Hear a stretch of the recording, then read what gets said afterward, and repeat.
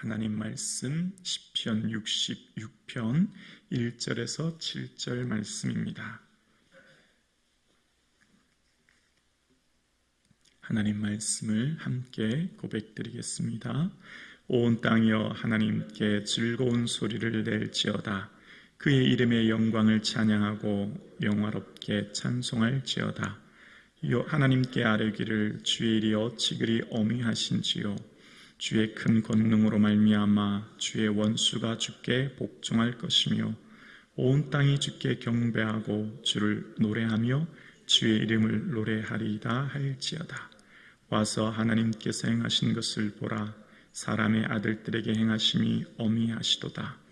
하나님이 바다를 변하여 육지되게 하심으로 무리가 걸어서 강을 건너고 우리가 거기서 주로 말미암아 기뻐하였도다. 그가 그의 능력으로 영원히 다스리시며 그의 눈으로 나라를 살피시나니 거역하는 자들은 교만하지 말지어다. 아멘. 찬양의 반대말은 비방이 아니라 교만이죠. 모든 것이 하나님께서 친히 창조하시고 통치하심을 고백하는 삶, 그것이 바로 찬양의 삶인 것을 봅니다.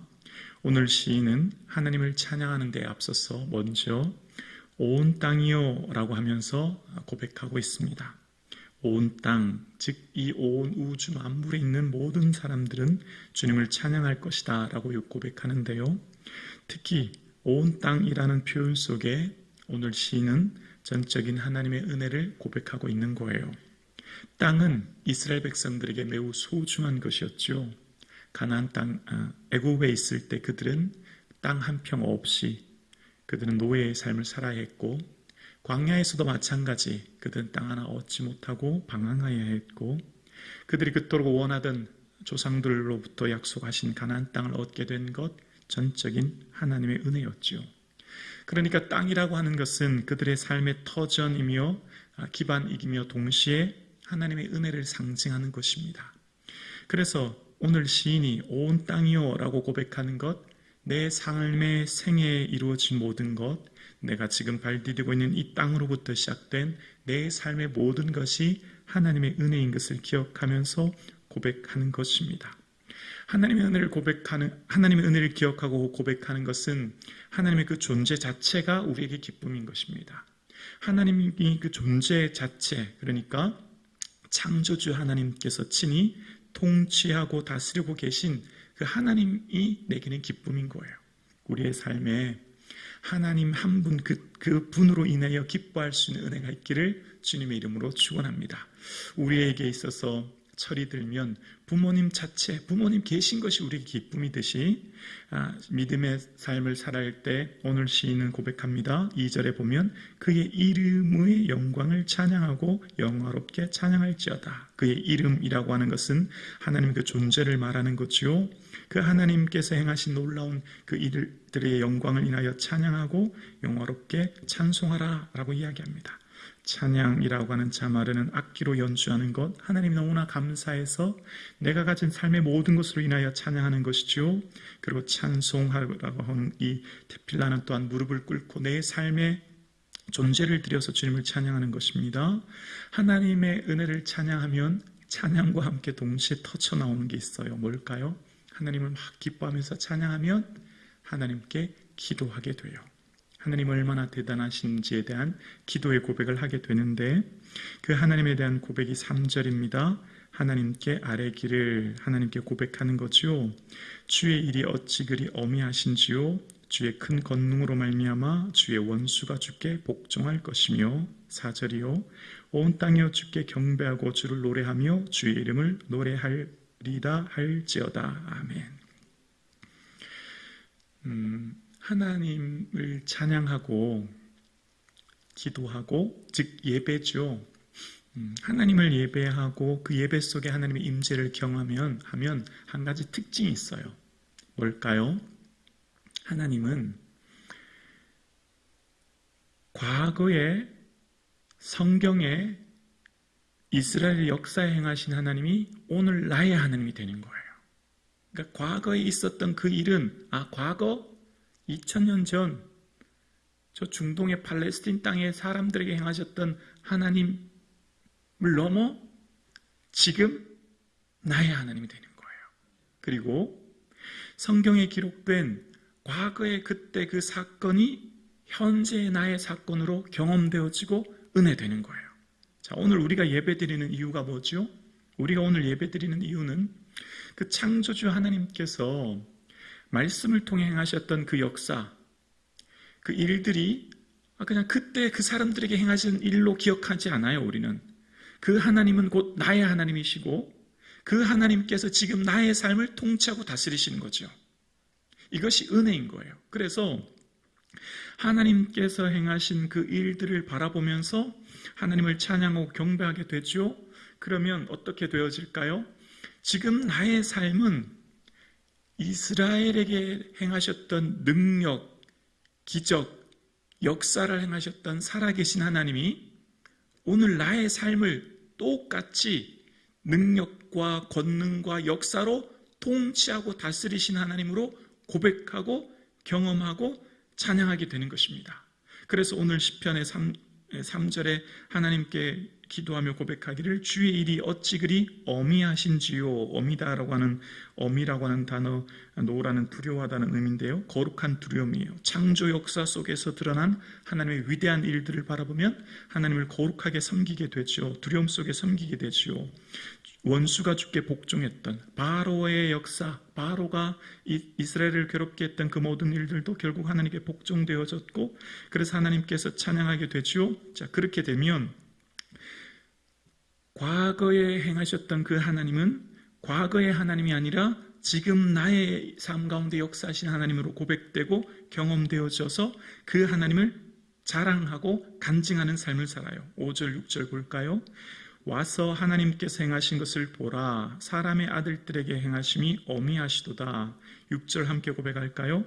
하나님이 바다를 변하여 육지되게 하셨으므로 무리가 걸어서 강을 건너고 우리가 거기서 주로 말미암아 기뻐하였도다. 자, 6절에 보세요. 하반절에 우리가 어디서요?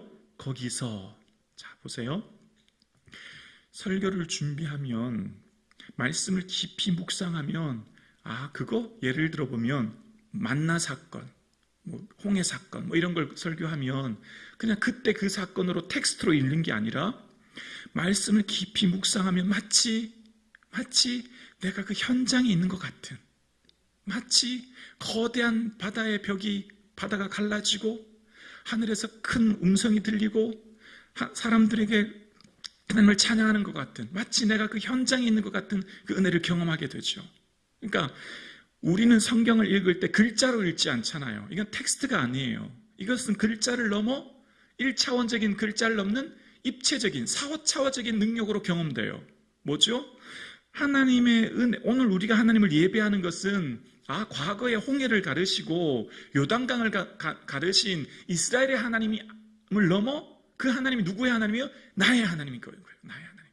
지금 나를 다스리신 하나님이에요. 그리고 그 사건은 곧 나의 사건이 되는 거예요. 그래서 우리가 거기서라고 하는 표현은 오늘 시인이 고백하는 이 시는 과거의 한 번의 역사, 우리 조상들에게 행하신 일로 기억하는 것이 아니라 그 일이 곧 나의 일이 되어지고 그 일이 곧 나의 능력으로 경험되어지고 고백하는 거예요. 여러분, 우리가 말씀을 읽을 때, 성경을 읽을 때 홍해 사건, 요단강 사건은 그냥 그때 그 사건으로 그 사람들에게 행하신 것으로 고백하는 것이 아니라 그 역사를 이루셨던 하나님이 오늘 나를 다스리시고 오늘 나에게도 능력을 주시고 오늘 나와 함께 하심을 우리는 믿습니다.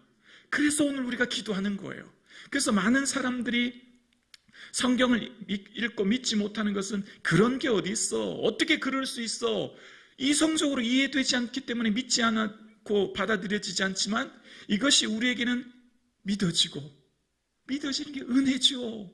이 은혜를 인하여서 우리는 예배하는 거죠. 그래서 생각하면 생각할수록 감사한 거예요. 그래서 우리가 오늘도 말씀을 읽고 은혜가 되는 건 뭘까요? 과거에 우리가 소설책 읽듯이 위인전 읽듯이 무슨 어떤 역사를 읽듯이 읽는 게 아니잖아요. 동일선상에 있는 거예요. 과거의 하나님이 현재의 나의 삶을 다스리시고 현재의 나의 삶을 다스리신 하나님이 미래의 나의 삶도 책임져 주실 줄로 믿습니다. 하나님은 시공간을 초월하시는 분이죠. 육체를 입은 우리는 시공간의 제한을 받지만 하나님은 시공간의 제한을 받는 분이 아니잖아요. 그래서 이 압달락의 시인이, 이 다윗이 하나님을 찬양할 때 산을 세우시고 바다를 통치하시고 아침이 되는 것과 저녁이 되는 것도 다 즐겁습니다. 뭘 말하고 있죠? 하나님이 직접 온 우주 만물을 창조하시고 통치하신 것으로 인하여 찬양하고, 또 하나 다윗이 고백했던 것 중에 주의 은택으로 한 해를 관시우셨대요.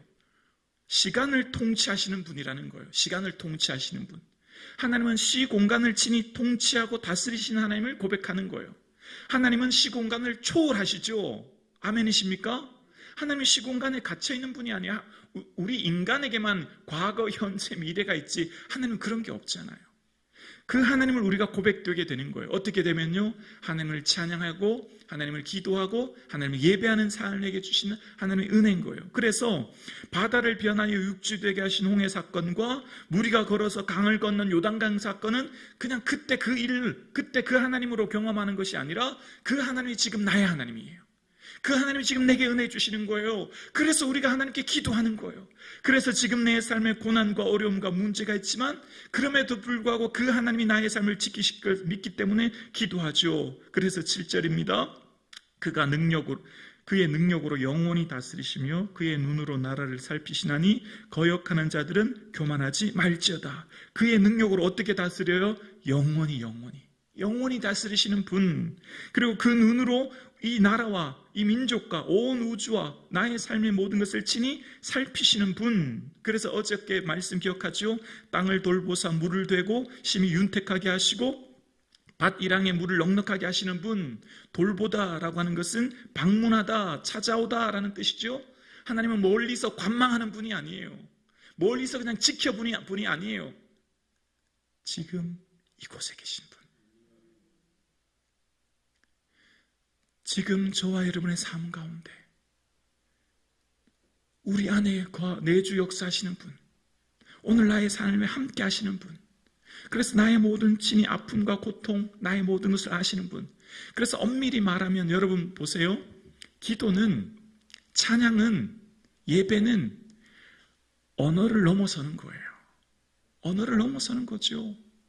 내가 지금 몇 마디 하는 것 기도하지 않아도 우리의 기도의 내용을 이미 아시잖아요. 그러니까 기도라 예배라고 하는 것, 우리의 언어, 우리의 표현을 넘어서는 거죠. 그래서 경배하는 거예요. 무릎 꿇어서 주의 주권을 인정하는 거죠. 그래서 내 삶의 모든 통치는 주에게 있음을 고백하는 삶인 거죠. 인정인 거죠. 인정. 오늘 저와 여러분의 삶의 모든 삶을 주님께서 친히 다스리고 계시고 주관하고 계시고 이끌고 계신 줄로 믿습니다. 그 하나님을 바라보며 하나님의 위대한 역사, 과거의 홍해와 요단강을 가르신 하나님이 지금 나의 삶도 친히 통치하고 계시고 비록 내 삶에 어떤 어려움과 고난이 있어도 그 모든 것 능히 이기게 하시고 해결해 주시고 응답해 주실 그 하나님을 신뢰하는 이 아침 되기를 주님의 이름으로 축원합니다.